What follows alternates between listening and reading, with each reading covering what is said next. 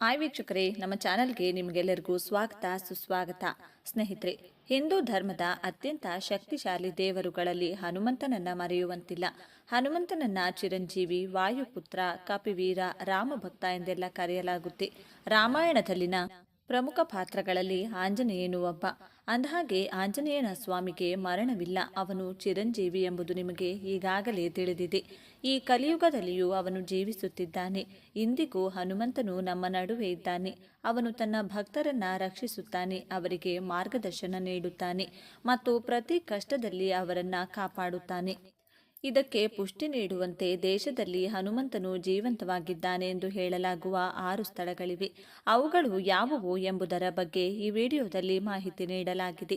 ಅದಕ್ಕೂ ಮುಂಚೆ ನೀವಿನ್ನು ಚಾನಲ್ಗೆ ಸಬ್ಸ್ಕ್ರೈಬ್ ಆಗಿಲ್ಲ ಅಂದರೆ ಈಗಲೇ ಸಬ್ಸ್ಕ್ರೈಬ್ ಆಗಿ, ಹಾಗೆ ವಿಡಿಯೋಗೆ ಲೈಕ್ ಮಾಡಿ, ವಿಡಿಯೋ ಸ್ಕಿಪ್ ಮಾಡದೆ ಕೊನೆ ತನಕ ನೋಡಿ. ಎಲ್ಲರೂ ಭಕ್ತಿಯಿಂದ ಜೈ ಹನುಮಾನ್ ಅಂತ ಕಮೆಂಟ್ ಮಾಡಿ. ಗಂಧಮದನ ಪರ್ವತ ಹನುಮನ ಹೆಜ್ಜೆ ಗುರುತುಗಳು ಇರುವ ಸ್ಥಳ. ಮಹಾಭಾರತ, ರಾಮಾಯಣ ಎಲ್ಲ ಕಾಲ್ಪನಿಕ ಕಥೆಗಳೆಂದು ಹೇಳುವ ಜನರಿಗೆ ನಮ್ಮ ಭಾರತದಲ್ಲಿ ಅವರ ಅಸ್ತಿತ್ವದ ಬಗ್ಗೆ ತಿಳಿಸುವ ಸಾಕಷ್ಟು ಸ್ಥಳಗಳಿವೆ. ಅವುಗಳಲ್ಲಿ ಹನುಮನ ಹೆಜ್ಜೆ ಗುರುತುಗಳು ಕೂಡ ಒಂದು. ಹೌದು, ತಮಿಳುನಾಡಿನ ರಾಮೇಶ್ವರಂ ಬಳಿಯ ಗಂಧಮದನ ಪರ್ವತದಲ್ಲಿ ನೀವು ಆಂಜನೇಯನ ಹೆಜ್ಜೆಯ ಗುರುತುಗಳನ್ನು ಗಮನಿಸಬಹುದು. ವಾಸ್ತವವಾಗಿ ಈ ಸ್ಥಳವು ರಾಮಾಯಣಕ್ಕೆ ಸಂಬಂಧಿಸಿದೆ. ಇಲ್ಲಿಂದ ಹನುಮಂತನು ಸಾಗರವನ್ನ ದಾಟಿ ಲಂಕೆಯ ಕಡೆಗೆ ಹಾರಿದನು ಎಂದು ನಂಬಲಾಗಿದೆ. ಇಂದಿಗೂ ಪರ್ವತದ ತುದಿಯಲ್ಲಿ ನಿರ್ಮಿಸಲಾದ ದೇವಾಲಯದಲ್ಲಿ ಒಂದು ಪವಿತ್ರ ಬಂಡೆ ಇದೆ.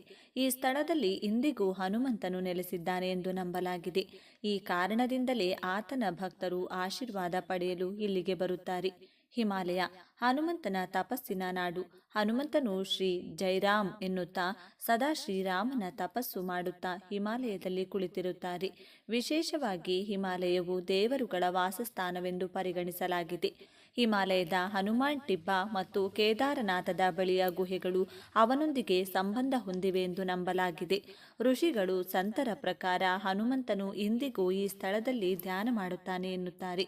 ಸ್ವಚ್ಛವಾದ ಹೃದಯದಿಂದ ಹನುಮಂತನನ್ನ ಹುಡುಕುವವರು ಒಂದಲ್ಲ ಒಂದು ರೂಪದಲ್ಲಿ ಅವನ ದರ್ಶನವನ್ನ ಅನುಭವಿಸಬಹುದು ಎಂದು ನಂಬಲಾಗಿದೆ. ಮಾನಸ ಸರೋವರ ಮಾನಸ ಸರೋವರದಲ್ಲಿಯೂ ಹನುಮಂತನು ಜೀವಿಸುತ್ತಿದ್ದಾನೆ.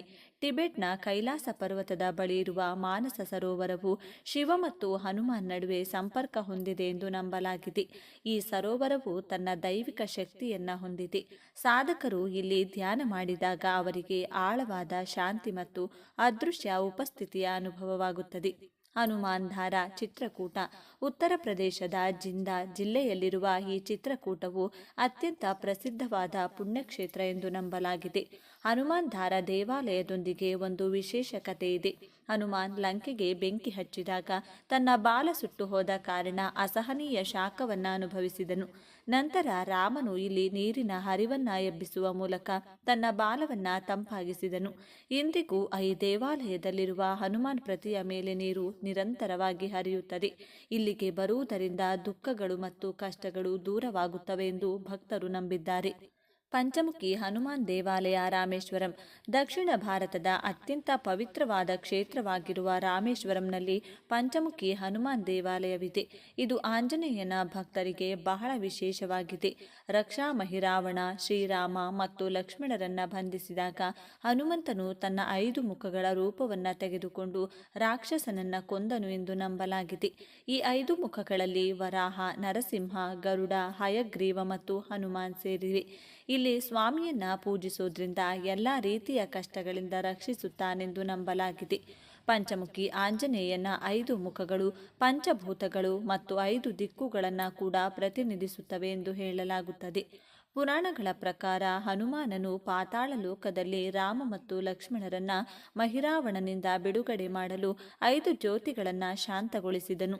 ಈ ಘಟನೆಯ ನಂತರವೇ ಪಂಚಮುಖಿ ಆಂಜನೇಯನ ರೂಪವು ಹುಟ್ಟಿಕೊಂಡಿತೆಂದು ನಂಬಲಾಗಿದೆ. ಪಂಚಮುಖಿ ಆಂಜನೇಯನ ಉಪಾಸನೆಯಿಂದ ಬುದ್ಧಿ, ಶಕ್ತಿ, ಧೈರ್ಯ ಮತ್ತು ಮನೋಬಲ ಹೆಚ್ಚುತ್ತದೆಂದು ನಂಬಲಾಗುತ್ತದೆ. ಮನೆಯಲ್ಲಿ ಪಂಚಮುಖಿ ಹನುಮಾನನ ಚಿತ್ರ ಅಥವಾ ವಿಗ್ರಹವನ್ನು ಇಟ್ಟುಕೊಳ್ಳುವುದರಿಂದ ಶುಭವಾಗುತ್ತದೆ ಎಂಬ ನಂಬಿಕೆ ಇದೆ.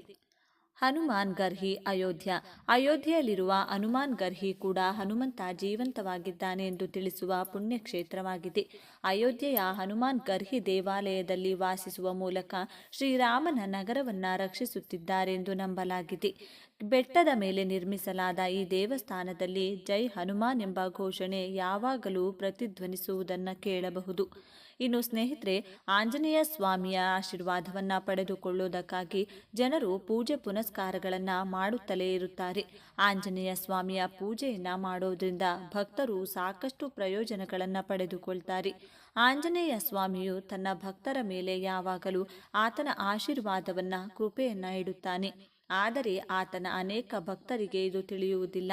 ಆಂಜನೇಯ ಸ್ವಾಮಿಯ ಆಶೀರ್ವಾದ ನಿಮ್ಮ ಮೇಲಿದ್ರೆ ಅಥವಾ ಆಂಜನೇಯ ಸ್ವಾಮಿಯು ನಿಮಗೆ ಒಲಿದಿದ್ರೆ ಯಾವೆಲ್ಲ ಸೂಚನೆಗಳನ್ನು ಅವನು ನೀಡುತ್ತಾನೆ ಎಂಬುದನ್ನು ಇಲ್ಲಿ ತಿಳಿದುಕೊಳ್ಳಿ.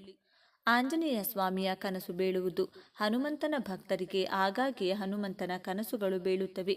ಇದು ಹನುಮಂತನು ನಿಮ್ಮೊಂದಿಗಿದ್ದಾನೆ ಅಥವಾ ನಿಮ್ಮ ಮೇಲೆ ಹನುಮಂತನ ಆಶೀರ್ವಾದವಿದೆ ಎಂಬುದರ ಸಂಕೇತವಾಗಿದೆ.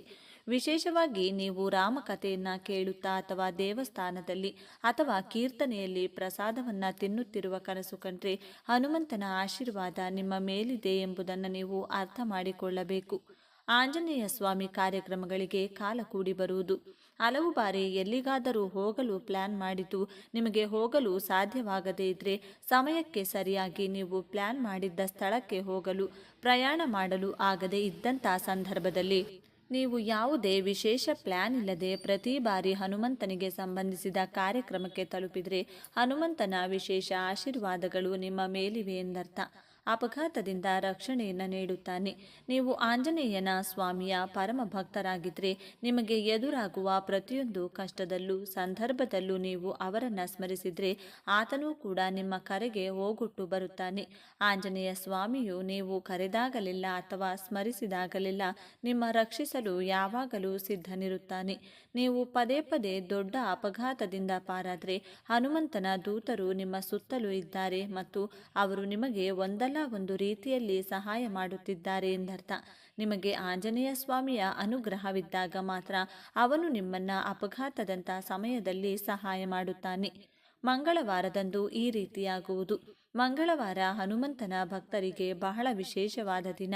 ಮಂಗಳವಾರದಂದು ನಿಮಗೆ ಹನುಮಂತನಿಗೆ ಸಂಬಂಧಿಸಿದ ವಿಷಯಗಳನ್ನು ನೋಡಿ ಇದ್ದಕ್ಕಿದ್ದಂತೆ ಸಂತೋಷವಾದಂಥ ವಿಶೇಷ ಅನುಭವವಾಗಿದ್ದರೆ ಪ್ರೀತಿ ಪಾತ್ರರಿಂದ ಅಥವಾ ಹಿರಿಯರಿಂದ ಉಡುಗೊರೆ ಅಥವಾ ಮಾರ್ಗದರ್ಶನ ಪಡೆಯುವುದು ಹನುಮಂತನ ಆಶೀರ್ವಾದ ನಿಮ್ಮ ಮೇಲಿದೆ ಎಂಬುದರ ಸಂಕೇತವಾಗಿದೆ.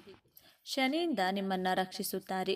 ಶನಿಯು ಒಂದು ರಾಶಿಯಿಂದ ಇನ್ನೊಂದು ರಾಶಿಗೆ ತನ್ನ ಸ್ಥಾನವನ್ನು ಬದಲಾಯಿಸುತ್ತಲೇ ಇರುತ್ತಾನೆ. ಶನಿಯು ಪ್ರತಿಯೊಂದು ನಿರ್ದಿಷ್ಟ ರಾಶಿಯಲ್ಲೂ 2.5 ವರ್ಷಗಳ ಕಾಲ ಸಂಚಾರವನ್ನು ಮಾಡುತ್ತಾನೆ. ಶನಿಯು ಯಾವ ರಾಶಿಯನ್ನು ಪ್ರವೇಶಿಸುತ್ತಾನೋ ಆ ರಾಶಿಯವರು ಕೆಟ್ಟ ಕರ್ಮಗಳ ದಾಸರಾಗಿದ್ದರೆ ಅವರಿಗೆ ತೊಂದರೆಯನ್ನು ನೀಡುತ್ತಾನೆ. ಶನಿಯು ನಿಮ್ಮ ರಾಶಿಯಲ್ಲಿದ್ದಾಗ ನಿಮಗೆ ಯಾವುದೇ ತೊಂದರೆ ಎದುರಾಗದೇ ಇದ್ದರೆ ಶನಿ ಸಾಡೆ ಸಾತಿ, ಶನಿ ಮಹಾದಶ, ಶನಿ ದಯ್ಯಾದಂತಹ ಸಮಯದಲ್ಲಿ ಶನಿಯು ನಿಮಗೆ ಸಮಸ್ಯೆಗಳನ್ನು ನೀಡದೆ ಒಳಿತನ್ನೇ ಮಾಡಿದರೆ ನಿಮ್ಮ ಮೇಲೆ ಆಂಜನೇಯ ಸ್ವಾಮಿಯ ಅನುಗ್ರಹವಿದೆ ಎಂದು ಅರ್ಥ. ಈ ವಿಡಿಯೋ ಇಷ್ಟ ಆಗಿದ್ರೆ, ಈ ಮಾಹಿತಿ ಇಷ್ಟ ಆಗಿದ್ರೆ ಲೈಕ್ ಮಾಡಿ, ಶೇರ್ ಮಾಡಿ, ನಮ್ಮ ಚಾನಲ್ಗೆ ಸಬ್ಸ್ಕ್ರೈಬ್ ಆಗಲು ಮರಿಬೇಡಿ. ಎಲ್ಲರೂ ಭಕ್ತಿಯಿಂದ ಜೈ ಹನುಮಾನ್ ಅಂತ ಕಮೆಂಟ್ ಮಾಡಿ. ಧನ್ಯವಾದಗಳು.